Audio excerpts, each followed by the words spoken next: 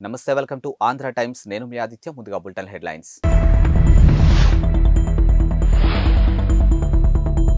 అయోధ్య రామమందిర గర్భగుడిలోకి చేరిన ప్రధాన విగ్రహం.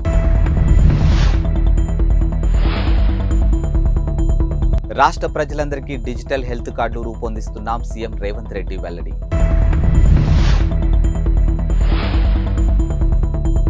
పాకిస్తాన్లోని ఉగ్ర స్థావరాలపై ఇరాన్ క్షిపణి దాడులు చేయడంపై స్పందించిన భారత్.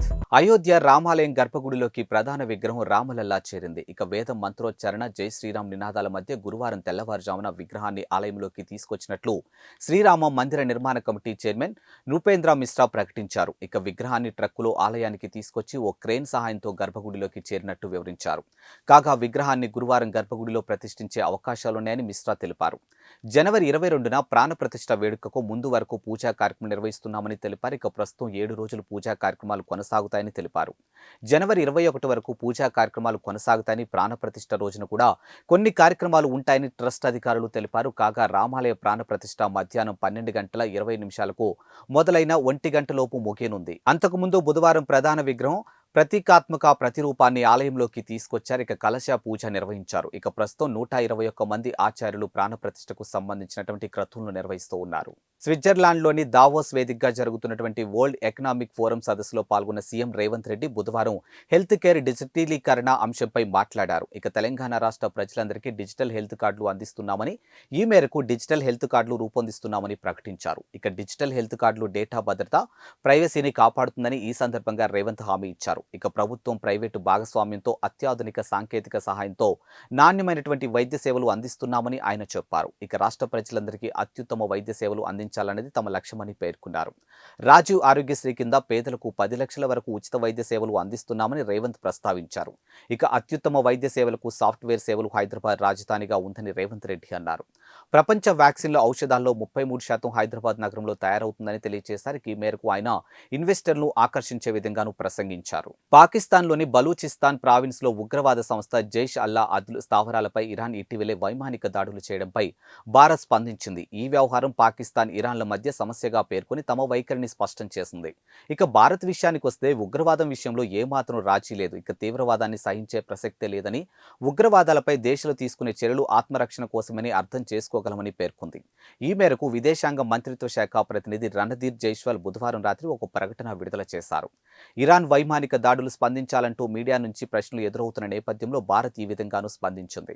కాగా పాకిస్తాన్లోని బలూచిస్తాన్ ప్రావిన్స్ సరిహద్దు ప్రాంతాల్లో కార్యకలాపాలు నిర్వహిస్తున్నటువంటి సున్నీ మిలిటెంట్ గ్రూప్ జైష్ అల్లా అద్ అనే ఉగ్రవాద సంస్థ స్థావరాలపై ఇటీవలే ఇరాన్ వైమానిక దాడులు జరిపింది.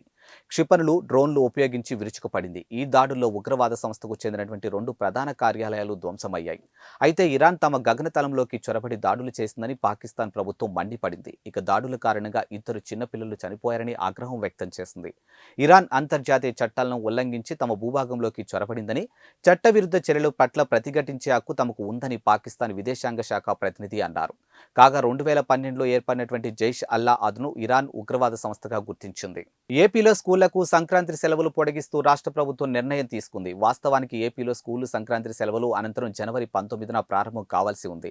అయితే సెలవులు మరో 3 రోజులు పొడిగిస్తున్నట్లు రాష్ట్ర విద్యాశాఖ ప్రకటనలోనూ పేర్కొంది.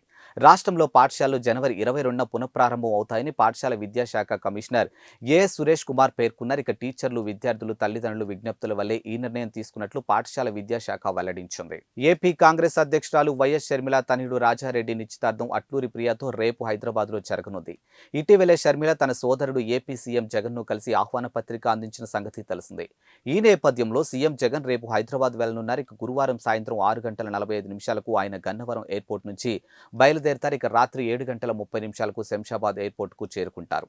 ఇక రాత్రి 8 గంటలకు గండిపేటలో ఉన్నటువంటి గోల్కొండ రిసార్ట్ కు వెళ్లి తన మేనల్లుడి నిశ్చితార్థ వేడుకలో పాల్గొంటారు. అనంతరం రాత్రి 8:30 హైదరాబాద్ నుంచి తాడేపల్లికి బయలుదేరనున్నారు.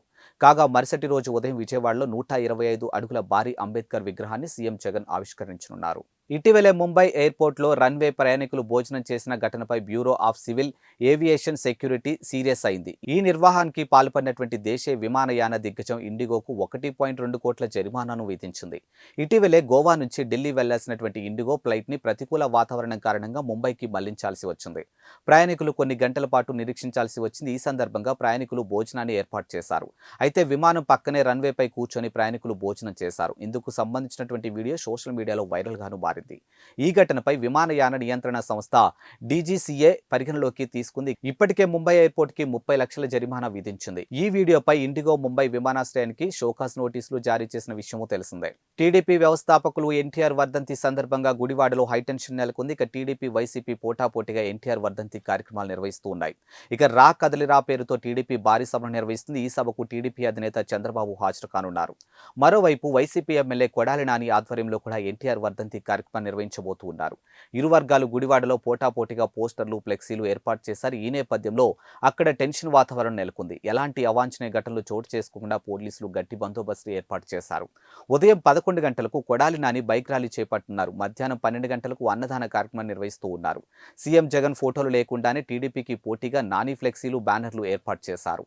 ఇక టీడీపీ విషయానికి వస్తే మల్లాయిపాలెం వద్ద 20 ఎకరాల విస్తీర్ణంలో భారీ సభను ఏర్పాటు చేసింది. ఈ సభకు 1,00,000 మంది వస్తారని అంచనా వేస్తూ ఉన్నారు. మరోవైపు ఎన్టీఆర్ స్వగ్రామం నిమ్మకూరులో ఎన్టీఆర్ విగ్రహానికి చంద్రబాబు నివాళులు అర్పిస్తారు. అనంతరం గుడివాడ సభలో ఆయన పాల్గొంటారు. ఇవి వాల్టి బులెటిన్ అప్డేట్స్. మరో బులెటిన్తో మళ్ళీ కలుద్దాం. అంతవరకు సెలవు. నమస్కారం.